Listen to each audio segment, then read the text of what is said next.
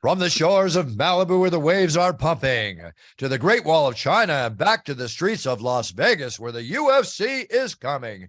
We are live. This is It's Time Radio, the show we talk about what you think about but may be afraid to voice. It's the lifestyle show of the internet. No holds barred radio, folks. We talk about it all: politics, film, TV, UFC, boxing, sex, drugs, rock and roll. You name it, we'll talk about it. And I'm here today with my co-host and producer, TJ DeSantis. TJ, how are you? Hi, Bruce. Do you remember when boxing was a bad word for MMA fans? Like, they just couldn't accept both sports. I remember when boxing was a bad word for everybody except for me, Well, there you because go. I love boxing. But you're absolutely correct. I remember when boxing was a bad word. I remember when MMA and UFC was and still is a bad word for people like Jim Lampley and a couple others that will not, step out of their boxing mode to appreciate the full reality of the beauty of MMA. And hopefully Jim does by now. It's been one of those things like this, no matter how you cut it. Before we bring our guests on, the UFC came along in the 80s and the 90s and the early 2000s. Boxing was the water cooler conversation on a Monday at the office.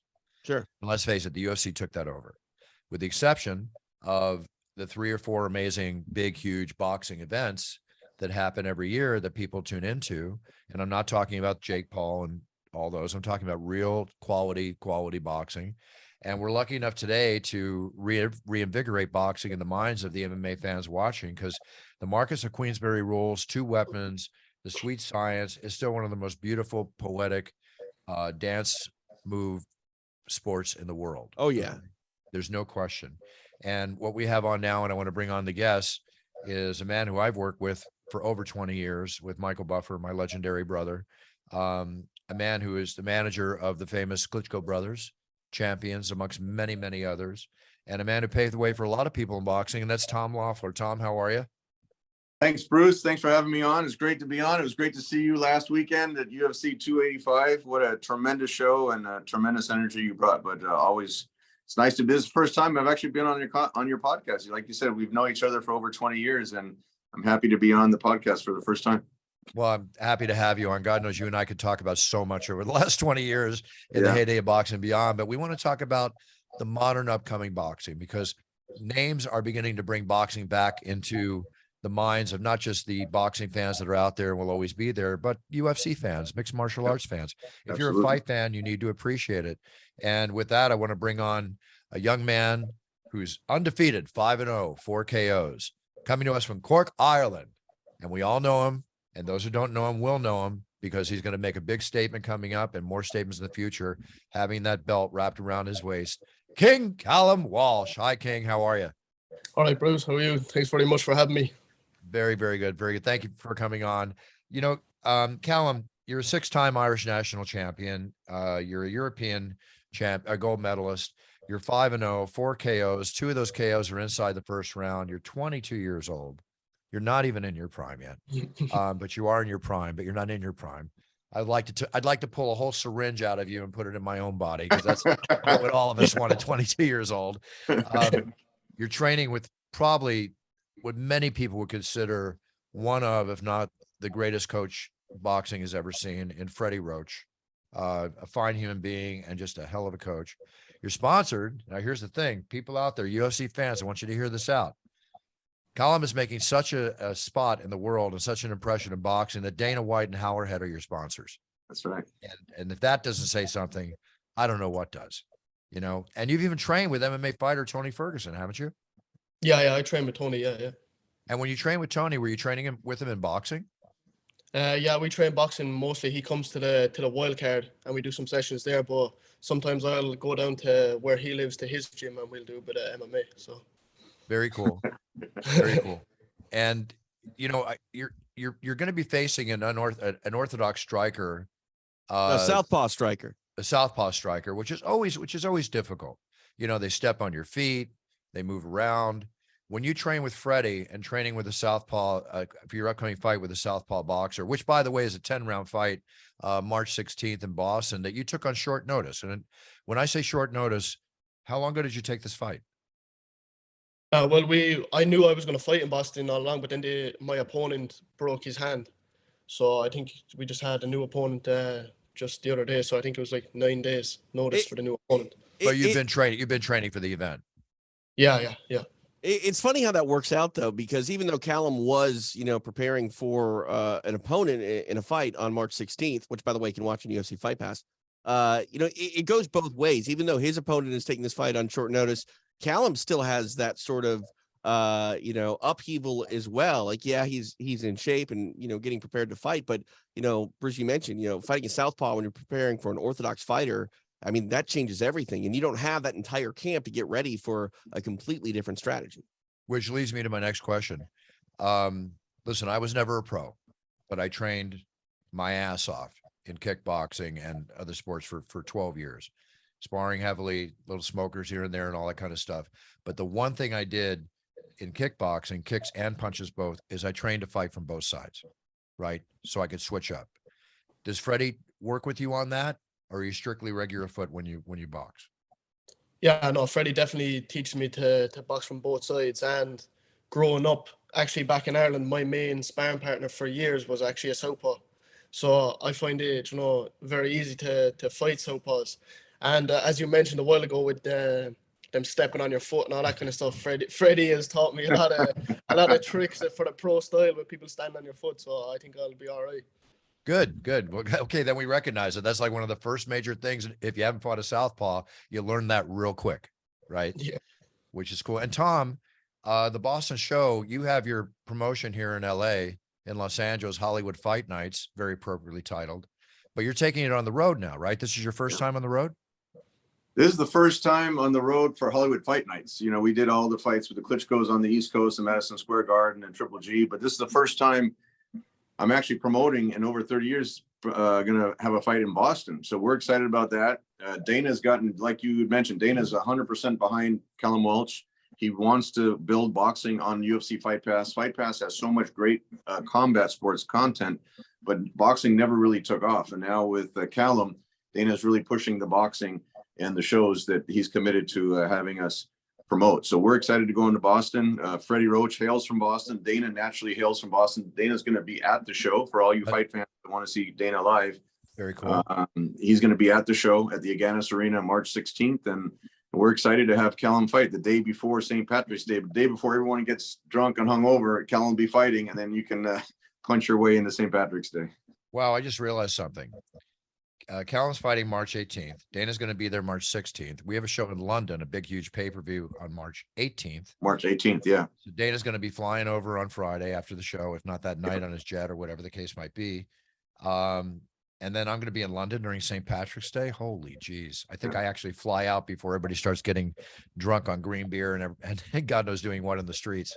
We're actually, Bruce, we're going to be, so Callum fights on the 16th on Thursday, where Dana's going to be at the show. And then, like you said, Dana flies out for the weigh-ins in London, and we're going to fly out. If everything goes the right way, we're going to fly out Friday night, and we'll see you in London for the UFC London show. Oh, that's perfect. Well, actually, wait, I'm taking this back. St. Patrick's Day is on Friday. Yeah. St. Patrick's Day is Friday. Yeah. Mm-hmm. Man, I'm like a nun before a show. I don't drink. I don't, that might change on St. Patrick's Day if I go out in London. Yeah. I mean, when in Rome or London, I guess, Buff, Do they, hey, Callum, in America, they sometimes do this green beer thing on on St. Patrick's Day, right? Does that happen back home? Nah, green beer. No, I don't. Well, I don't think so. Anyway, I think everybody just drinks the normal stuff. All right, good. I would say, maybe it's where I grew up when I was younger. I don't know if they do that anymore, but I remember that. Maybe it's just a joke or whatever. Callum, when you were growing up, okay, you watched MMA, but you trained boxing because there was no MMA where you lived. If you think back, excuse me, not too far back, you're only 22, but if you think back, and you had the ability to train MMA, would you have switched and taken the route to the UFC, or was boxing your calling? I always watch the UFC highlights, and I always watch UFC fights, and I always think to myself, I wish I was a UFC fighter. I would have loved to be able to do it. But I do think the fact that I was put into boxing when I was 6 years old from such a young age, and just developed the skills and everything at such a young age, that it was just the right decision to just stick with boxing. That I was good at it, and I don't know, I was naturally talented, so and I know how to win. I've won a lot of fights. I've won a lot of championships. So yeah, I think boxing was the best decision for me. Awesome. Awesome. Well, you know what, with the quality manager and Tom that you have behind you, Tom, sponsorships, deals outside when he puts his blood, sweat, and tears inside the squared ring. How's that coming along for Callum? Because I look at you, Callum, you're very marketable. You're a great looking young man, well-spoken. These are all key things that you need to do. Handle yourself with class, keep that role model status, because sponsors look at that. Tom, you got people edging on Callum? Can you see making some nice little for Callum? We already have two major sponsors for Callum, as you alluded to. Dana White and Howlerhead is the main sponsor for Callum. We also have Hustler Casino, where I've heard that you go down there every now and then for a poker game. I've won 6 figures in tournament monies there. It's one of my favorite places. Yeah. There you go. So yeah, so they're sponsoring him, and then naturally we're working on an apparel deal. Nike's interested in that. So yeah, we're, my job, Bruce, is I'm actually promoting Callum, but my job is, if we can get Callum money to put logos on his trunks without getting hit in the face, that's just icing on the cake for what our job is. Absolutely. Callum, how's your social media going? Are you on social media? Yeah, it's going well. Yeah, to be fair, since I started with Tom and Dana, and I think I've grown. I got you right here. Yeah, just on Instagram alone, I've grown up well over 100,000. So yeah, you're over 100,000. You got a nice picture with Connor here, I see. Yeah. Hey, this is the first time you met Connor last weekend, right, Callum? Yeah, that was crazy.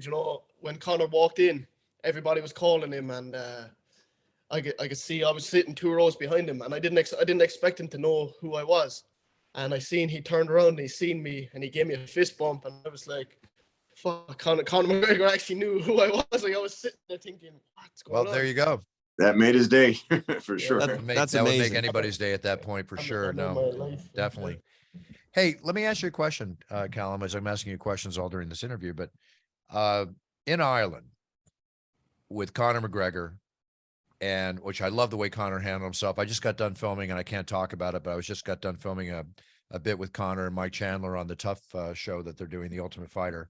Had a chance to spend some time with Conor, and it's been a while since he and I have actually, talked face to face about certain things. Back home, I know Conor's really popular, but with some of the stuff that he's done off color that, affected his image in certain ways, I've heard that like there's like a 50-50 split or 60-40 split, fans liking and loving Conor, although they'll all buy the pay-per-view to watch him fight. Right? Yeah. Is that kind of the way it is back there? Yeah, I think, well, when I was growing up anyway, I've been watching McGregor since I was 12 years old, since his UFC debut. Right.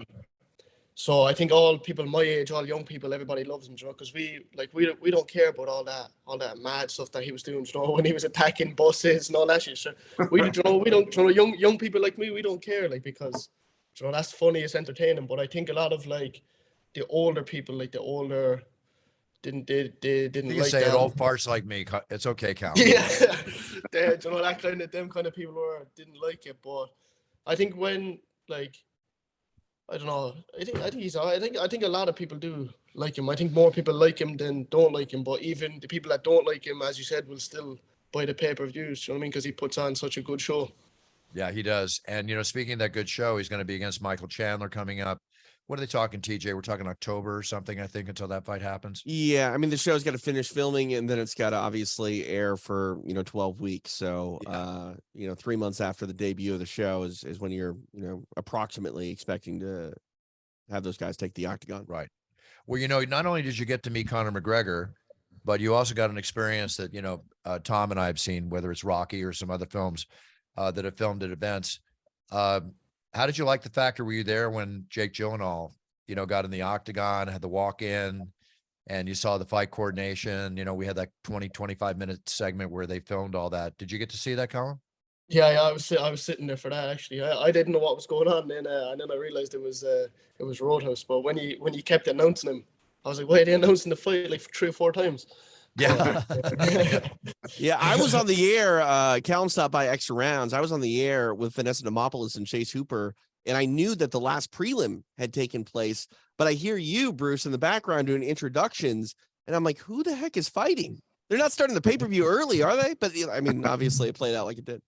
Yeah, it was pretty wild. And, talking about that for a second, let me give you a little past history on this. We were supposed to film that scene at the UFC December 4th in Las Vegas.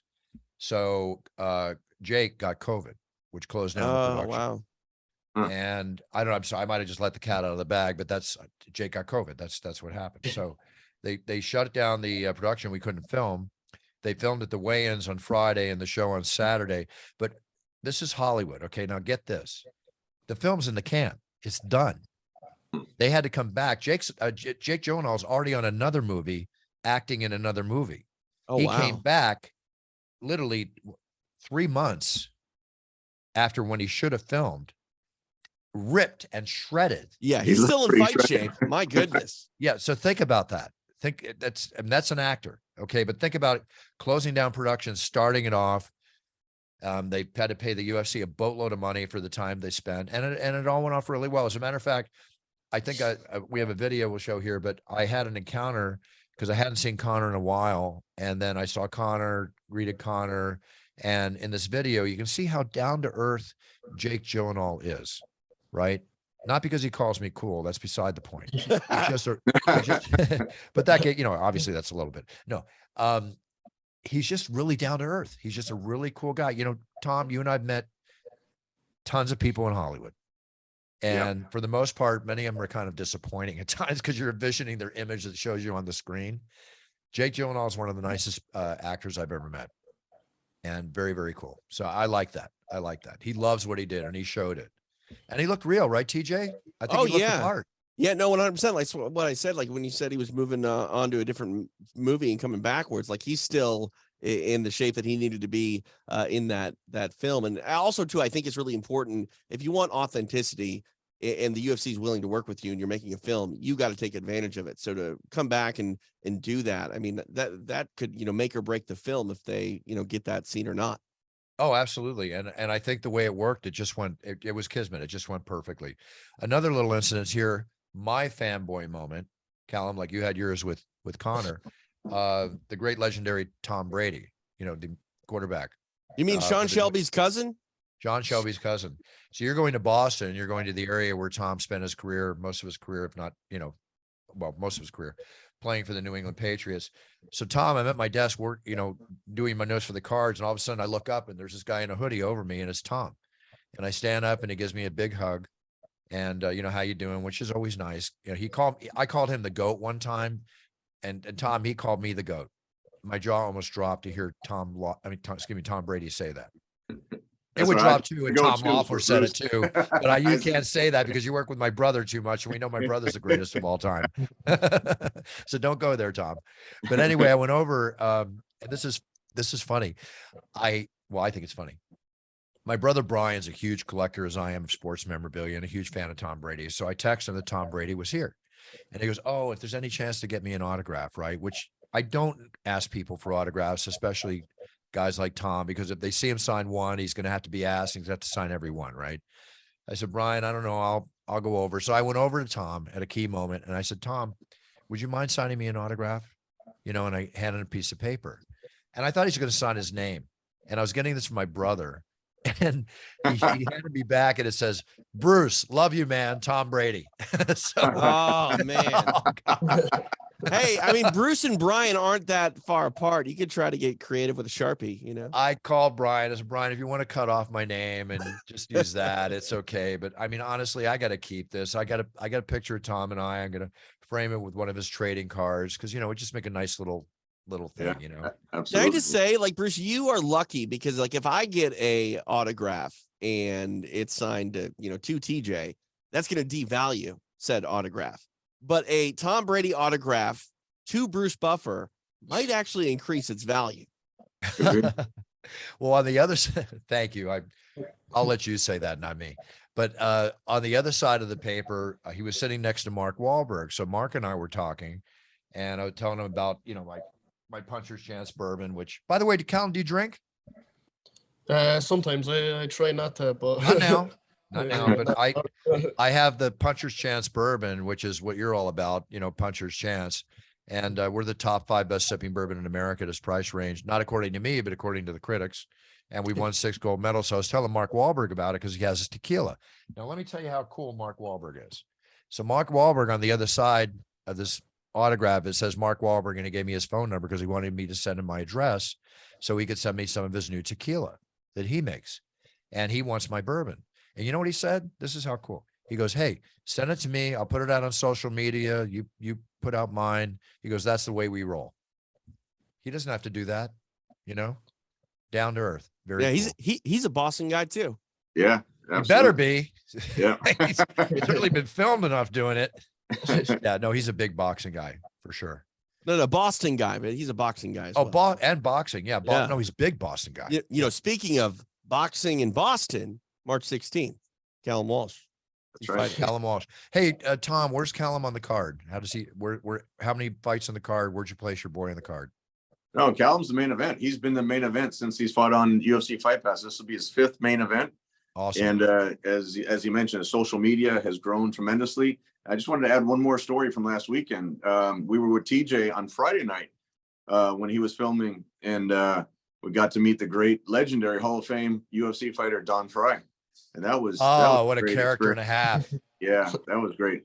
Yeah, My first full UFC 10 was Don Fry's first UFC. okay. Wow. I've been doing this for over 27 years. Yeah. And that you just brought back another piece of trivia. That was awesome. My first full show was Don Fry. You know, never forget him standing in the corner, hands on his waist, that mustache of his, and he just went through people like Grant went through Richmond, man. You know, bringing it full circle. Speaking of bourbon, Don Fry sounds like he drank all the bourbon. I mean, there's a man you know what? Now I got a text on. There's a man I definitely have to send punchers to. He'll appreciate it very, very, very much. Yeah. Oh yeah. Yeah. Well, you know who else I saw in the audience too? Speaking of Don Fry was the Hammer, Mark Coleman. Oh, Mark Coleman. Yeah. So he came up to me and he's like, hey, Bruce, this, that, and the other. And he kind of gave me a shot. He goes, don't get me back. We're not in an elevator. It's all good. Oh, that's funny. That's funny. Hilarious. Going back to that Frank Trigg story. But you know, Mark, hip replace? No, he had a heart attack, right? He's had a whole slew of medical issues, but you know, happy to say he's healthy now. He's at a lot of the UFC events, you know, loving life. You know, he's found sobriety later in life, which he, you know, attributes to sort of, you know, his health and recovery from everything that he's gone through. And it's just great to see guys like Don Fry, like Mark Coleman, you know, these old school UFC guys that honestly competed at a time where mixed martial arts was a different sport altogether. It's not what it is today, but those guys were the founding fathers, if you will, and, you know, put the building blocks into what we have today is mixed martial arts. And, you know, I'm happy every time I see those guys doing well. I am too. Tom, Callum's future, lay it out for me as his manager. I know you think 2-3 steps ahead. Okay. What is your basic goal for Callum in the next year? Title belt? What's going to go on?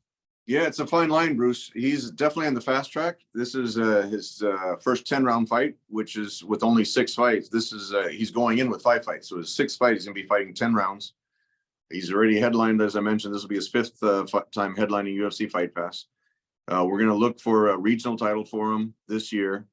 And then, you know, he's on the fast track. You know, there's as I mentioned, there's a fine line between you want him to learn with every fight, but you don't want to overmatch him. But Freddie is very confident. He's told me, and that's how Callum really came on our radar, is that Callum's one of the most talented young fighters he's ever seen.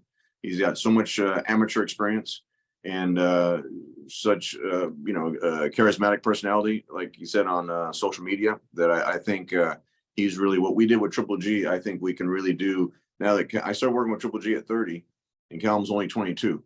So with his Irish fans, with the background that he has, Freddie Roach in his corner, I really think the sky's the limit for Callum. He needs to do what he does in the ring best, knock people out. And, you know, we'll open the doors outside the ring for him. I love it. So Callum, question to you, 4 knockouts. What's your knockout punch? My knockout punch, yeah, it's always been the left hand, either the overhand left or the left hand to the body. I think it was in all my fights nearly. It was a overhand left. So do you have a good left cross? Yeah. Okay, well, there's my other puncher's chance. I named it after you. The The left left cross. That's my 14-year reserve. I even got green on it there, Callum. Come on. Nice. It's time to take a sip. I'll have to get a bottle of it. No problem. Tom, Callum lives in LA. Yeah, he's in LA. He's actually in Hollywood, so he's close to the gym at Wild Card, and he's fought all of his fights on the West Coast here in LA, and this will be the first time on the East Coast. And then we're really want to develop him on the East Coast. Actually, the guys from Madison Square Garden, who we have a great relationship with, they're coming up extra to Boston to watch Callum fight, because the plan would be at the end of the year for Callum to fight at the MSG Theater. Actually, wow, the day before the UFC fight, November 11th, I'm talking to Dana about having Callum fight at the theater on Friday night, November 10th. Well, if that's the case, I'll get in early and I'll attend the fight At the Garden. Yeah. Yeah, Oh, I'll definitely attend the fight. Maybe I'll even announce it for you, Tom. Hey, I'll walk out and do the main event. I don't think Dana would ever any problem with me walking out and announcing Cal. Actually, you know what? That's not a bad idea, Tom. I don't want to step on Joe's toes, but that's not a bad idea. If Dana approved that, then we can talk about that. Okay. Dana's I'm allowed to do boxing. I can do boxing whenever I want, but I still pass it by the chief. Okay. What's exciting UFC though? fight weekend. Oh, go ahead, Tom. Oh, no, I was just saying you get a pass because it's UFC fight weekend, so it ties in with the boxing. Yeah, no, completely. Callum, I've seen a lot of young fighters groomed by Tom and others, and everything I'm hearing is following a pattern, and a pattern that's going to be basic. Like, are you excited about all the money that's in your future? Yeah. I mean, it's going to start pouring rain, my man. I can't wait until it does. You know what I mean? It's just yeah. Well, to be fair, it's never been about money for me, but you get your first $1 million payday. What's the first thing you buy, Callum? What's the first thing in your head that you want to do? I'm not talking so much about whether it's for you or whatever, house for mom, whatever the case. What's the first thing that you have a goal to do when you get that loose change? The first thing I buy right now is a car. So my car just broke down, so I'd buy a car, but I'd say if I buy a what? A car. Oh, car. What kind of car? If I had $1 million, I'd say, yeah, you probably won't see me for a week. Okay. You keep know what that I week like, off though? social media. You know what I like about Callum, Bruce, is honestly, when it's not about money, that's when you know you're doing the right thing with your life. Thank you, TJ, because you just took the words out of my mouth. He answered the thing perfectly. Yeah. Right. I mean, it's follow your passion, Callum. Money will follow. You monetize your passion, you'll make more money than you ever dreamed. Okay. That's all I can tell you. Mm-hmm. So keep following that thing. Speaking of making more money, I don't know if you heard about it or not, but the UFC continues to generate record revenues for Endeavor, the parent company that bought it for 4.2 billion. They led the sports properties last year. They did 1.3 billion in revenue, Tom. They're up 224.1 million from 2021, right? It's incredible. And we hold the record. Now, this is what's really cool. We're heading off to London next week, right? So they set 11 arena records for the highest grossing events for those arenas around the world. 4 of them were fight nights in the US. And they were 2 of the highest fight nights at grossing in UFC history. But the other 2 are at London's O2 Arena. Wow. No, that's awesome. That's awesome. Yep. So awesome. Hey, that's a strong brand. And Dana's really, such a visionary with UFC, so successful, but he always brings something else, to take it to a whole different level. And like slap fight?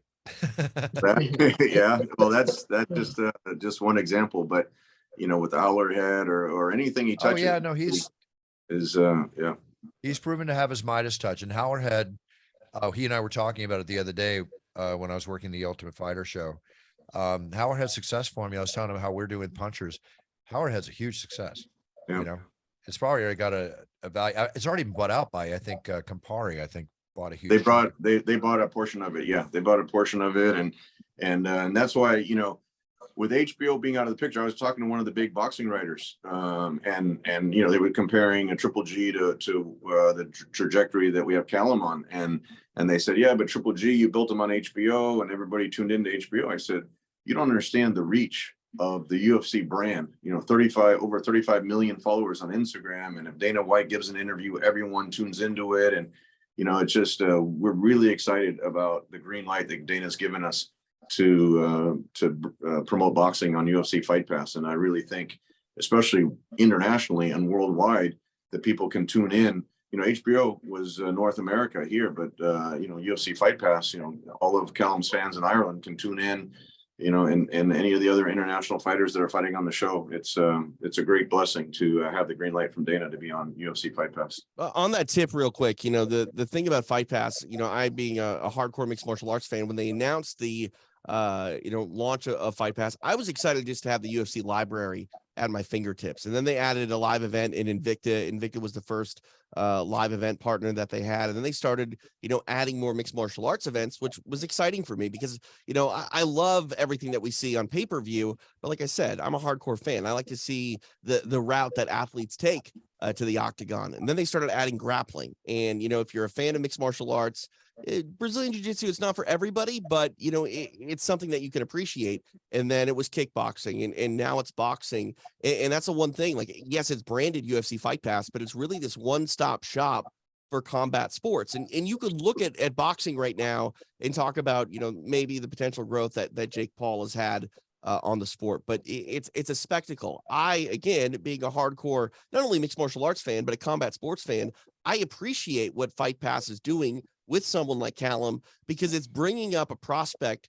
the proper way, you know, and I feel like, you know, you, Callum, are benefiting from that, but combat sports fans as a whole, I mean, you already have the entire UFC fan base involved with Fight Pass. Now you get boxing, and all of a sudden UFC Fight Pass goes from the streaming platform to kind of what you're saying, Tom, and it has the potential to be much bigger than, say, you know, doing a fight on HBO.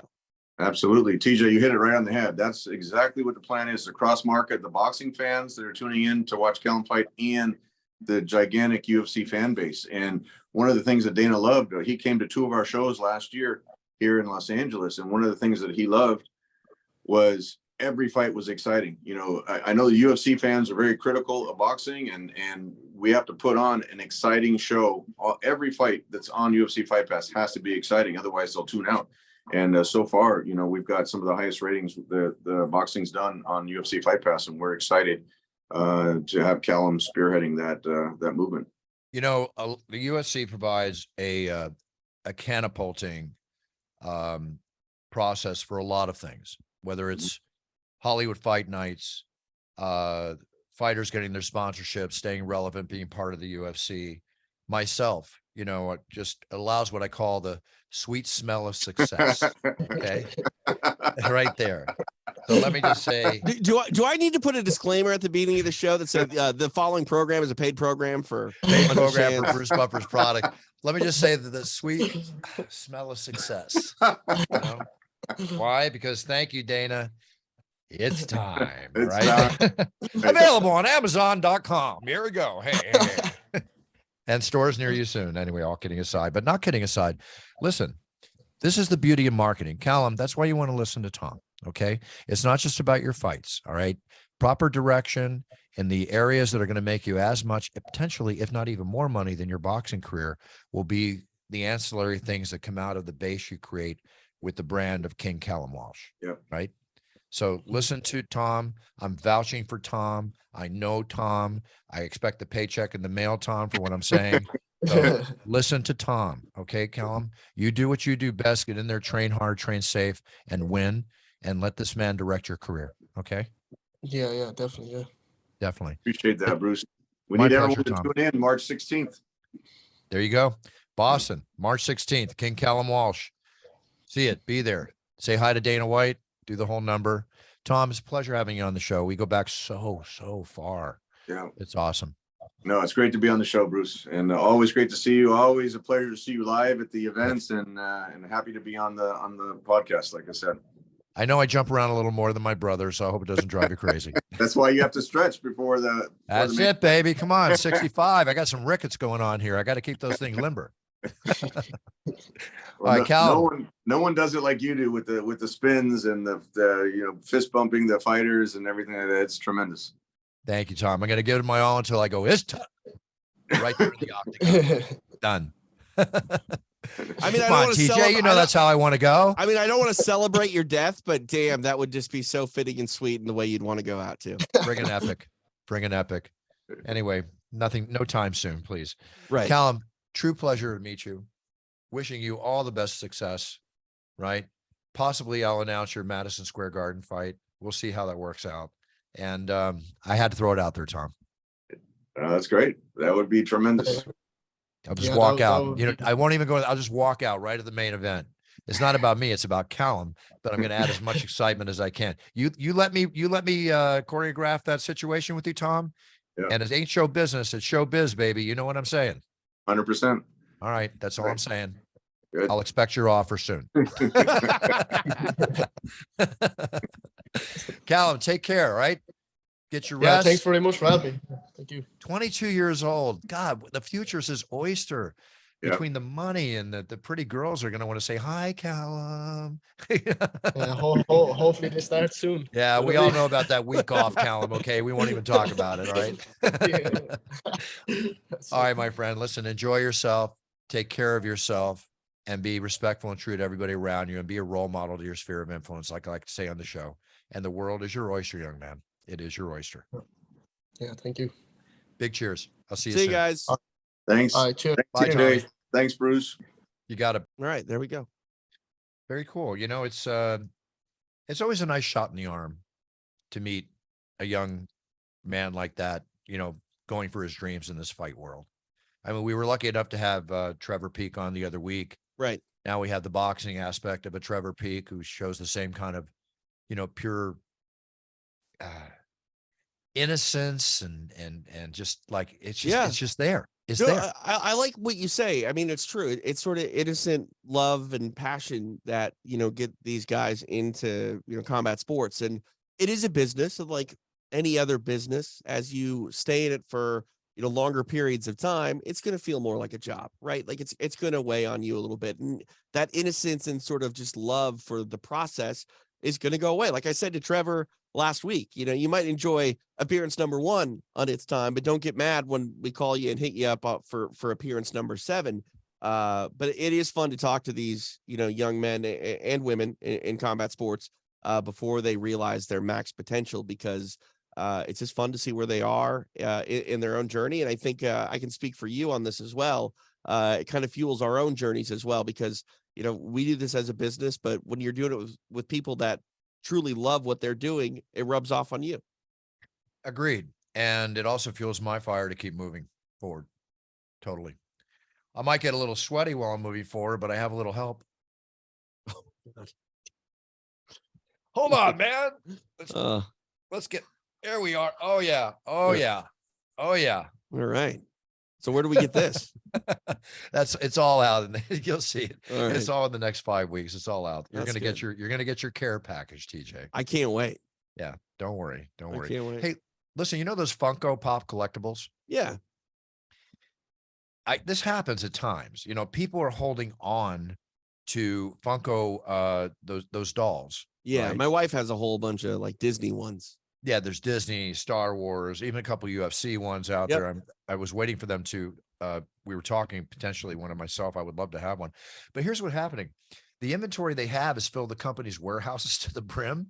Okay. So now they're forced to rent storage containers to hold the excess product. Right. So now what happens is the product's worth less than it costs to keep on hand. So from a business standpoint, Yeah. it's not a proper thing. So by the end of the year, Mm-hmm. right, of last year, they had a total of $246 million worth of product Oh, wow. sitting in storage, Yeah. right? How much was it costing to keep? They're not going to keep it. Yeah, I didn't gonna expect them dump it. to. They're going to Yeah. dump it. Which is good for collectors, because that's going to, you know, make the It'll make what's out there availability, right. worth more. Right. But I mean, when you were describing it to me, it sounded similar to what we talked about in the past, was baseball cards in the 90s, where they just kept printing and printing and printing. And Paper.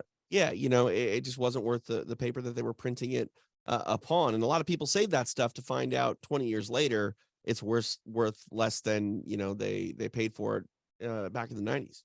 Exactly. So what they're going to do is they're going to basically dump $30 to $36 million of the product to make room because it's not cost effective to keep it. Yeah, no, I And get you can't that. just throw it out in the marketplace and give it away because then you interfere with your sales. Right. Yeah. And I think if consumers of those collectibles, hear that they're going down in value simply because they're flooding the market, they're less likely to, keep buying new releases and things like that. So smart move. I mean, it probably sucks for their bottom line, but you got to stay relevant. You got to stay true to the idea of collectability, and it'll work out. Exactly. By the way, this is a very offbeat story, and we're going to go into some sports stories. Okay.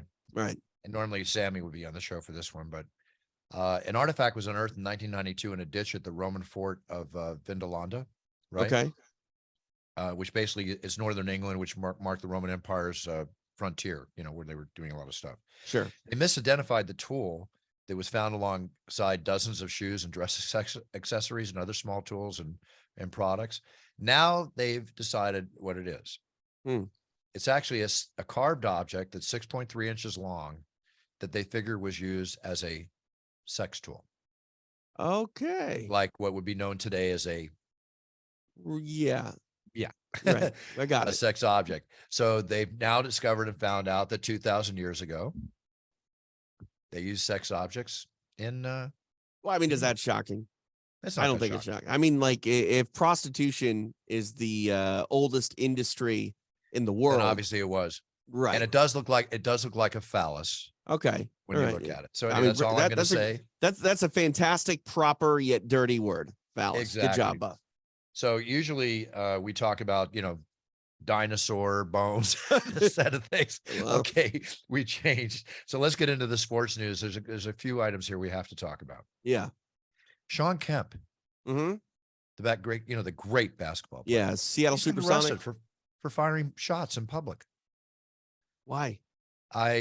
Supposedly some kind of an argument ensued. So was it at someone? Yes. See, I mean, here's the issue. Like, it's one thing to be charged for like discharging a firearm in public. It's another thing to be doing it at someone, because you can be charged for attempted murder. They claim that he was defending himself, that the other driver caused it. It obviously all has to come out in the wash, but Shawn Kemp was arrested, and it was just a few weeks ago we talked about Willie McGinnis. Right. Here's the issue though, Buff. Like, it's not, I mean, I'm not going to knock anyone for legally carrying a firearm. That's one thing that I don't know if the story, if they talk about whether or not he was legally allowed to carry a weapon, but guys, nothing happens in your car on the roadway that is worth shooting someone or getting shot over. Well, we don't know the full story yet. You're absolutely correct in what you're saying. And we don't know the full story yet. And on that note, road rage is a horrible thing. Just look at that, all the incidents that happen. Excuse me. I don't want to point out anything individual. You don't want to get involved. You don't want to get involved. Outside of being late, I don't really drive that aggressively, especially here in LA, because you just kind of have to accept what you're getting into, right? Like, there are certain off-peak hours where you don't expect traffic. You still hit traffic. And, get a podcast, download, a few episodes of It's Time, and just enjoy your ride. Exactly. Willie McGinnis. Yeah. Okay, he's been charged. What's the charge? Willie McGinnis is seriously facing 2 felony charges. He's facing serious time behind bars. Okay. Each charge carries up to 4 years in prison. How many? Arraigned in April. Pardon me? How many charges? 2. So he's looking at 8 years in prison. So, okay. So he wouldn't probably get that. But what are the charges? The charges here are, let me see here. Because, I mean, that's the thing, too. If these charges are... One count of assault with a deadly weapon, 1 count of assault by means of force likely to cause great bodily injury, which if you remember, we picked up that bottle and smashed it in his face. Right. I mean, those are felonies. This is not going to be reduced. He might not go to jail for 8 years, but this is not going to go away. I hate to say this, but then again, you play, you pay. He's going to go to jail. Right. I expect he doesn't go to jail. I'm going to take Willie out, who's been a friend of mine, but I'm very disappointed that this happened. Right. Right. In him. Yeah. But I hate to say this, Willie, if you're listening by any chance, but in the world that we live in today, if you get off for something like this, something's really wrong. Right. And unfortunately, it sets a precedent as well, whether or not it's a celebrity that gets off or, I mean, I hate to say it, but in those moments, there's not a lot of thought, but you hope that someone hears about someone going to jail over being too angry and violent and aggressive in a situation that could be diffused, and maybe that alone stops them from doing something stupid that could land them in a similar spot. There's a reason that we have these penalties. It's not necessarily, I mean, it is definitely one part to punish the people that have done wrong, but it is also another part preventing someone else from making the same mistake. Agreed.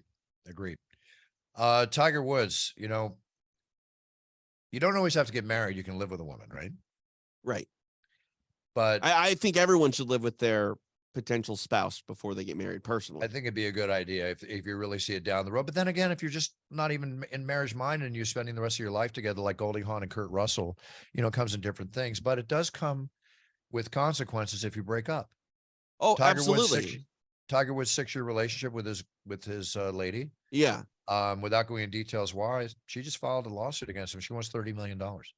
I understand that. You know, my wife and I, we bought a house together before we got married. And I said straight up, like, this is like, if we break up, this is going to be as messy as if we were getting a divorce. So getting married doesn't really change anything from a, you know, sense of we can just break up and everything will be smooth and clean. Like, no, like we own a house together. We have a mortgage together. So it's like, you got to think about those things. Like, you know, don't get me wrong. This is probably one of the oddest pieces of advice my father ever gave me, but I believe it's one of the most honest and something true that I received and value.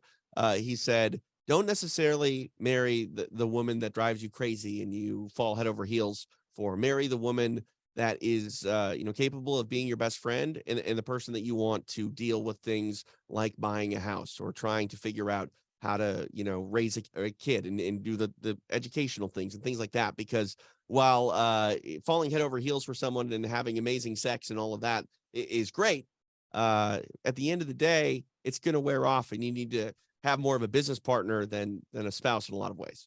Yeah, it's a diminishing return. So it better be at the absolute height of excitement when you first Right. meet. Yeah. You know, Yeah. absolutely. I mean, if you can find both, that's great too. So It depends on the individual. Some people can maintain that, but then again, you don't know until you know. right. And you know, I hate to say it, but we're human beings, and most married couples that have been together for a long time, that fire's gonna, you know, die down. It should never go out. Don't get me wrong. It should never go out.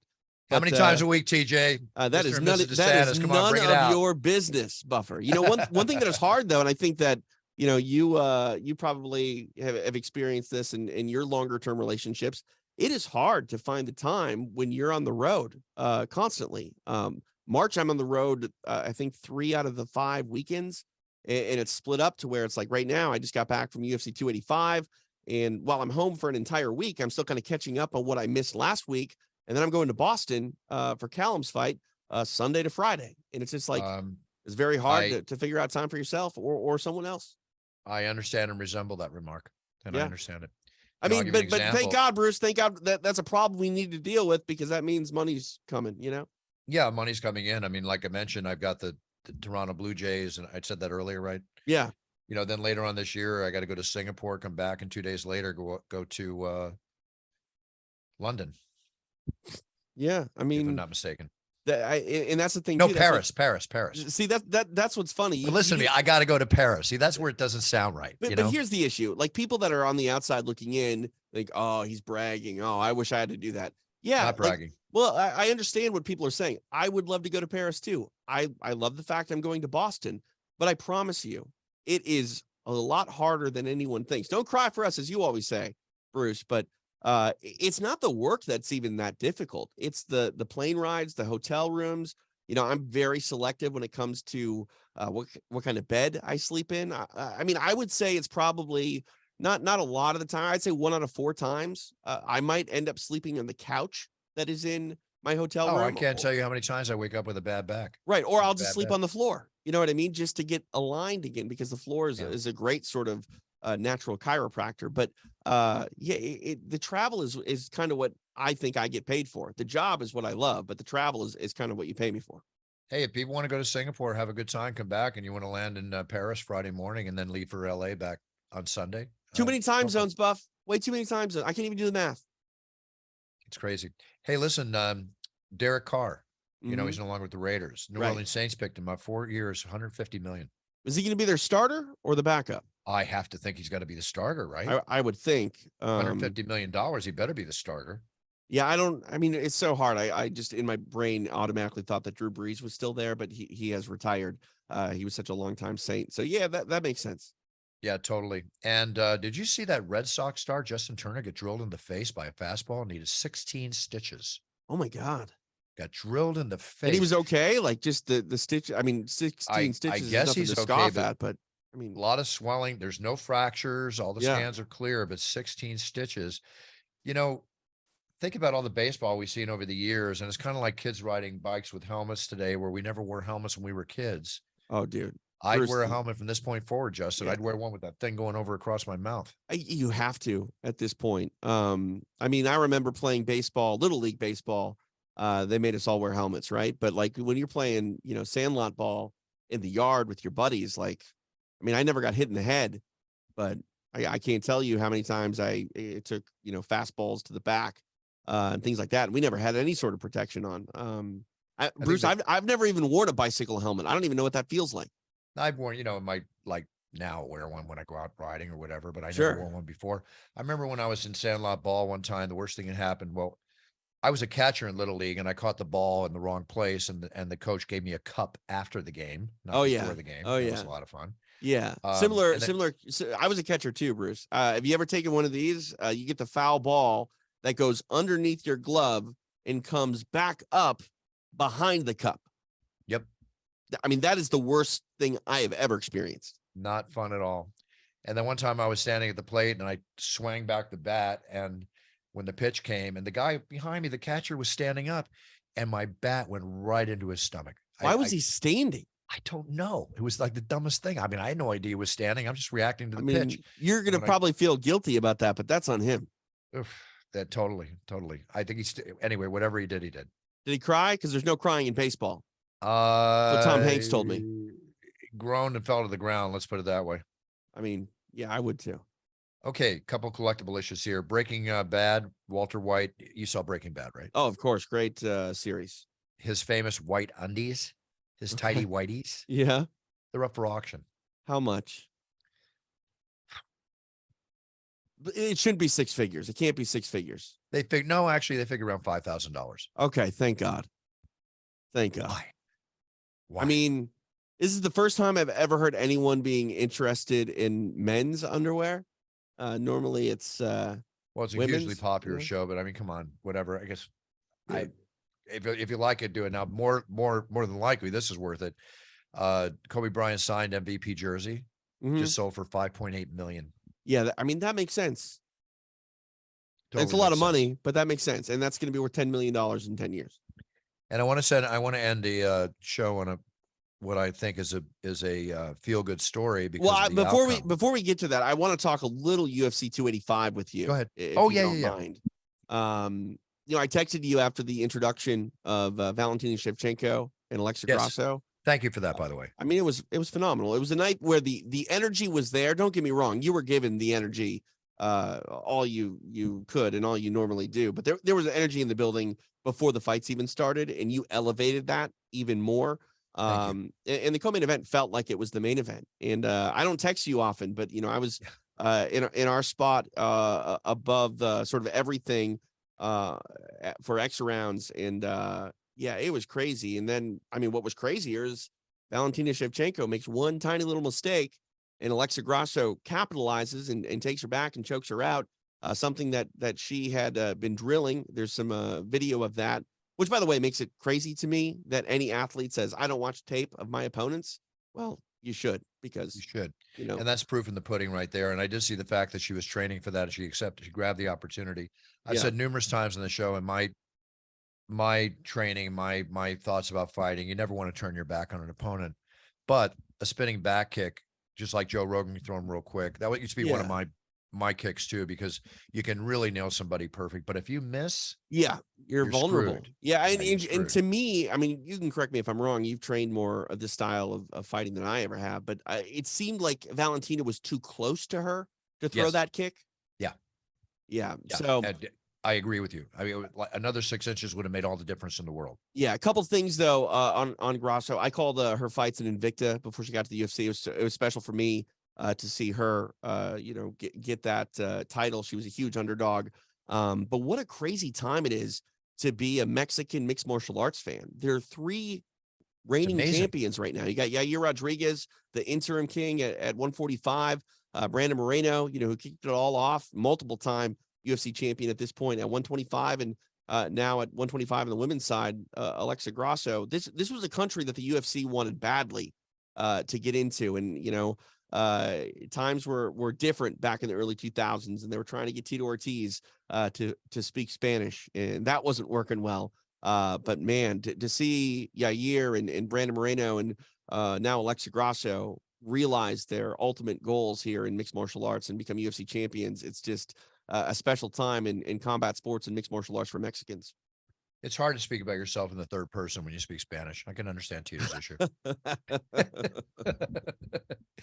But you know what the great thing about that is that, Latino fans are such fight fans that it's doing nothing but bringing eyeballs to the UFC. Oh yeah, 100%. I mean, I've gone to Mexico a lot over the last 2-3 years with Eddie Bravo and combat jiu-jitsu, and they're loving it. The jiu-jitsu scene has blown up in Cancun because of the tournaments there, and we're starting to see some local athletes in Cancun compete with some of the best jiu-jitsu players in the world, and that just wasn't something that I thought was going to be capable in the short amount of time that they've had to sort of get ready. But the other thing, I mean, Jon Jones, I hate to say this, Bruce, did we learn anything about Jon Jones at heavyweight? Because he didn't get hit. That was my biggest question. Can he get hit?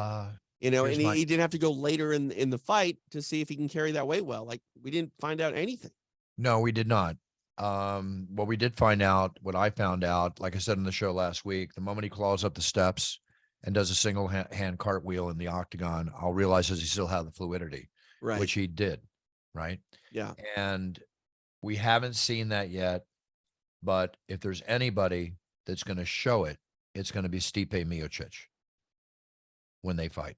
I mean, I thought Ciryl Gane was going to test his chin. He didn't. Stipe, another candidate. John did exactly what he's supposed to do. Yeah. Immobilize Ciryl Gane as fast as he could. Let me ask you this. We talk a lot about the evolution of athletes. We've had John on the show. You've warned him about some pitfalls that he, unfortunately experienced in his career. Now at 35 years old, statistically speaking, the greatest who's ever entered the octagon and put on a pair of mixed martial arts gloves, in my opinion. For fighting, not as a role model, but for fighting. Right, no, 100%. And if you bring in the role model factor, that's the knock as to why he might not be the GOAT. But at 35 years old, the way he handled his business, I mean, I don't want to forecast misfortune for Jon Jones, but do you think that he's in a better place to understand the do's and don'ts of being a star like he is? I gathered that. I think that he's had plenty. Listen, if he hasn't, then he's made a big mistake. Okay. Because he's had all the time in the world to realize how to not redo his past issues right and mistakes. So now he should be practicing that. He did go to the after party, right, which Dana kind of was like, he's having an after party. Mm-hmm. But if you have self-discipline, like I do, right. And I was at that after party, I was having dinner at Hakkasan, and I went over, I said, if John wins, I'll come over and, because I appear at Hakkasan. Right. And I went up and gave him the big introduction. The crowd loved it. The one, the only. And by the way, I've only said that once before. I said that for Conor McGregor and John. 27 plus years. I've only said that twice. But that's special. That's a very strong statement when you say something like that. Yeah, which is why I save it for when needed. But I felt totally comfortable saying it. John was handling himself fine. I mean, people can speculate whatever they want. He was at his after party. Right. Yeah. Okay. He was fine. He wasn't going crazy. He was doing great. After his win in the octagon, it was funny. I don't think they showed it on TV. But I went over to congratulate and gave me a big hug, and then he grabs my hand and he starts dancing with me in the octagon. There you go. And he goes, come on, dance with me, dance with me. He's moving his hips. I'm going, getting a little uncomfortable here, John. Right. He's having fun though, top of the world, and he should fun. be. I mean, the way that he handled Ciryl Gane, it just that was mind blowing. I mean, I said it to you. I thought we were going to see a Gane victory early or a Jones victory late, and man, I couldn't have been more wrong. That was short work. I don't know how the bookies did on the betting action, but we'll see. But anyway, congratulations to John. Look, the man's lost by my guesstimate 30, 40, 50 million not fighting. between sponsorships and everything he could have made in the last 3 years or whatever. Right. They reportedly that he got a $3 million purse pay-per-view cut. Easily, it's going to be over 10 million is my guess. Let him make his money. The question is, how much longer do you think he's going to want to fight? And the thing I'm thinking is that he's going to establish himself. Stipe, I only think we're going to see Jon fight. My guess, I think maybe 2 or 3 more years max. Maybe. I saw some people speculating that he might get 3 fights in this year and then just call it a career. 3 fights this year? Yeah, I mean, he's on pace to do that. If he fights in July, he could easily do it considering what happened. Yeah. Right. If he gets in and out quickly in July, no reason he couldn't do, fall or December. We think of it as stars as, for stars to fight 3 times in the year being a tall task, but there are regional prospects, and granted, they're not fighting the same level of competition, but there are regional guys that are fighting 3, 4, 5 times a year. It's not unheard of. It is when you're making the kind of money that Jon Jones is, but that's almost more of an incentive to try to get in there as many times as you can. In the golden age of boxing, they were fighting every 2 months.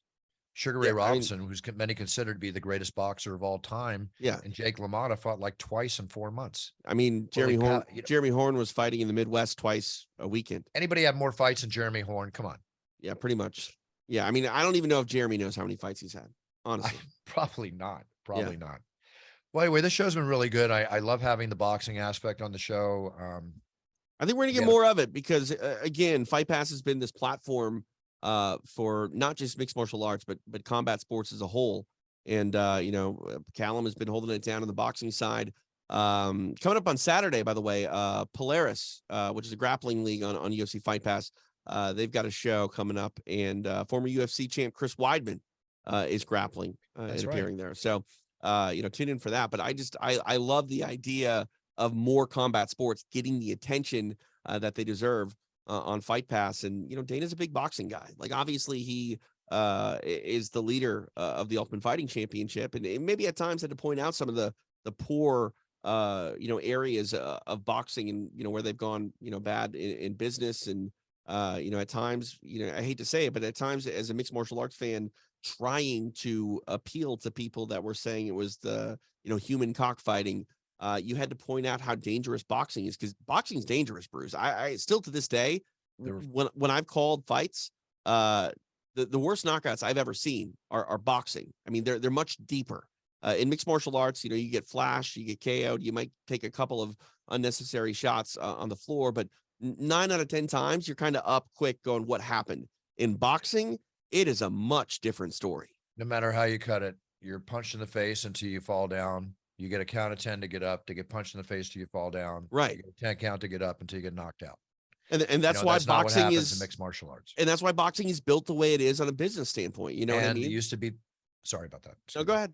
It used to be the 5 or more boxers a year died in the ring and in training. Right. We still, aside from the 2, maybe 3 deaths that have occurred in the sport of mixed martial arts due to whatever reason, we've never had a death. We've had serious injuries, but we've never had a death in the octagon. Right. And all combat sports are dangerous. You know what I mean? I think we're past baseball's dangerous. People have died in every sport, I know. It is what it is. Right. And go ahead. Thank you, Dana White, because not only are you a maverick, you're a reinvigorator. What I mean by that is he reinvigorated mixed martial arts and the UFC and took it from the spectacle that went to having at best 1,500 people in an audience because we were off TV, thanks to, Senator McCain, who I'm very respectful of Senator McCain, but it was his thing that did it. To the point of reinvigorating it, he's invigorating boxing, right? With Fight Pass and giving it the avenues to get, and even slap fights, which is not the only slap fight event. I heard there were like 6 other events. He's taken an event that's kind of been teeter-tottering, right, and he's invigorating it. Yeah, there's a bunch of them, and whether or not you agree with it, I mean, the thing that Dana says commonly, especially when people sort of criticize sort of those offbeat pay-per-view weekends where maybe the card's not as stacked, you got a good main event, but you're kind of learning, everyone else on the card. Dana said this multiple times. If you don't like it, don't watch. I'm not making you watch everything. You don't have to watch. Change the channel, baby. Yeah, and that's the thing too is you might not know who's in the co-main event on a UFC Fight Night card today, but 7, 8, 9, 10 fights down the road, you might want to start paying attention because they might be fighting a guy like Jon Jones. You know what I mean? That's how this works. And How many times have we seen it? Getting back to Jon Jones before we sign off. Yeah. One thing that just grinds my gears, okay. in the great words of Homer Simpson, is Ngannou not being in the UFC, because Jon Jones and Ngannou fighting for the heavyweight championship would probably be the biggest pay-per-view ever. Well, what bothered me is Francis tweeted, at Jon, saying something along the lines of like, "Good job, Johnny, signed the heavyweight king." They could have come to an agreement. It bothers me that Francis makes that comment because he could have come to an agreement. Maybe he wasn't happy and he, standing up for whatever he wants, but to come back and then sort of like drum up that, like, Francis, you had the opportunity. I like Francis so much as a human being and as a fighter. You know how disappointed I am. Right. And that I would just wish he would have stayed in the UFC. I don't want to wake up in 6 months and see him not being as relevant as he was and is today. I mean, right? He better make the right choice. Here's the issue, Bruce. We're talking about Francis right now because of Jon Jones. And, I've heard some talks about him maybe taking a boxing match. That's fine. And I want him to go do that. There's always going to be an opportunity for him to come back. Right. But the bottom line is this, focus on what you're doing, because what's the point of that tweet? Is that a sign that Dana should call him back and try to figure something out?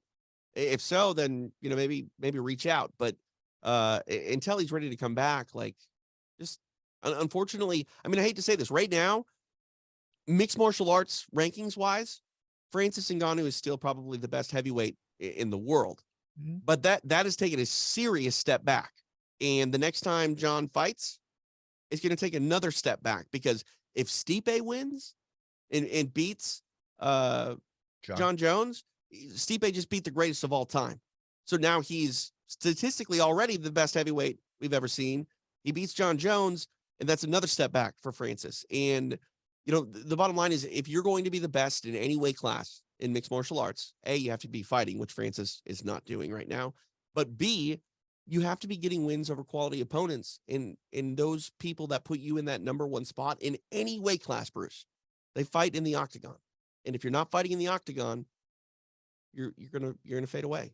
If you're not fighting in the octagon, you're not real. There we go. It's not that, no, but it's very hard. Back when there were more sort of competitors that were trying to take on the UFC, it was very hard for any of their fighters to break into the top 10, because you can't get to the top level if you're not fighting top opponents, and the top opponents are in the UFC. I agree. And most of the eyeballs are on the UFC, with all respect to the other fine organizations out there. I'm not even talking about money, and sponsorships and things like that. Like, that's going to start to take a step back for Francis as well. Here's another thing. Yeah. And then let's end the show. I got to go train for a couple hours. It's been now 2 months or so since Francis announced leaving the UFC. Right? Yeah. Scott Coker, who I like a lot, worked with Scott, fine businessman. Nothing bad to say about Scott Coker. He takes good care of his people. He said there's an offer on the table. An offer to be made. Jake Paul says Showtime and PFL are ready to make an offer. Well, where are these offers? I want to hear an offer made. It's been 2 months or more. Right. Yeah, you don't wait 6 months to accept a deal. If offers are on the table, stay friggin' relevant. You understand what I mean by relevant? No, right. But here's the issue, Bruce. You're going to find out that Francis is going to get those offers, and those offers are going to pay him less than what he was getting in the UFC. So why fight mixed martial arts if you're not getting what you were in the UFC? And you go for the Tyson Fury fight, and you take your pick, and you wind up back in the octagon. That's the goal. Am I incorrect on that? Like, I've heard some rumors about Anthony Joshua. If he doesn't box and he does end up somewhere fighting MMA, it'd be hard for me to believe that deal makes better sense than the UFC. But I don't know. I'm not Francis. I can't argue that point, but we're not inside that room while they talk. So wish him well. I like Francis. Yeah, I totally wish him well. I like him too. And I want to, Francis kind of guy that can make $20 million. Say, done. I'm done. I made my money. Right. I'm done. Right. But right now, Jon Jones is the heavyweight champion of the UFC. He's the number one ranked heavyweight, number one pound for pound. And there's an argument to be made that those are UFC rankings, and Francis may be higher than Jon on the MMA rankings, but that argument's going to go away quick if he's not fighting. Can't comment any more than that. TJ said it perfectly. All right, TJ, let's sign off. What's up? Let's see here. Next week we're gonna have to get sort of clever with how we do the show. I'll be in Boston, but I'm sure we can figure it out. Calling Callum's fight. But this weekend I'm doing extra rounds immediately following the card that features a pretty fun bantamweight fight atop it. As former champion Petr Yan takes on the up and comer with momentum on his side, the Ray Longo trained Merab Dvalishvili.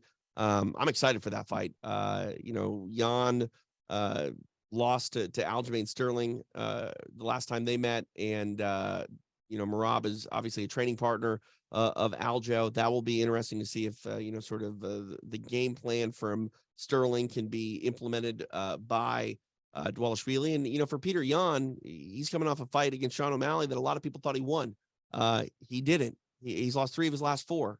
He hasn't lost a lot of fights in his career. I think he's only lost 4 fights in his career. So he's definitely going to have the urgency to put on a show. And it's going to be a fun fight Saturday night in Las Vegas. Very cool. I won't be announcing. Joe Martinez will be stepping in the octagon Saturday night. I will see you all in London next week. Very exciting show in London. We're looking forward to that one. And with that being said, it's been an excellent show. I just say that we had an excellent show. I think it was an excellent show because I enjoyed our guests and I enjoyed you, TJ. You're not being ridiculous by saying it was an excellent show. It was. Everybody, set your goals, write them down. So when you step on that yellow brick path to your future, you be the best you can be and perform at your best, whether you're champion number 1, number 2, or 10, it doesn't matter. Be your best. And then you're winning. And that's what we're all about on It's Time Radio. Have a great week. Have a wonderful weekend. I will see you next week with another exciting guest, and you too, TJ. And then it's off to jolly old England. Can't wait to get there. It's going to be awesome. O2 Arena. They go crazy. Don't speak like that in England. You'll get beat up real quick. What's that? Don't talk like that in England. You'll get beat up. Oh, it's okay. They don't beat me up. It's all okay. Good. Yeah. All right. And if they do, then hey, let's drink some green beer and go for it. All right, there you go. St. Patty's Day in England. I can't believe I'm going to be in St. Patty's Day. I'm just joking around with it. I love Have fun. England. Have love fun. the UK. Live it up a little bit. No, it's all good. It's all good. It's just some of the greatest fight fans in the world, man. It's so much fun announcing at the O2 Arena. I can't wait to be there. Yeah. It's really, really cool. Pardon my lousy English accent. Everybody have a great week. Cheerio. Cheerio. Bye-bye. There you go. Buffer out.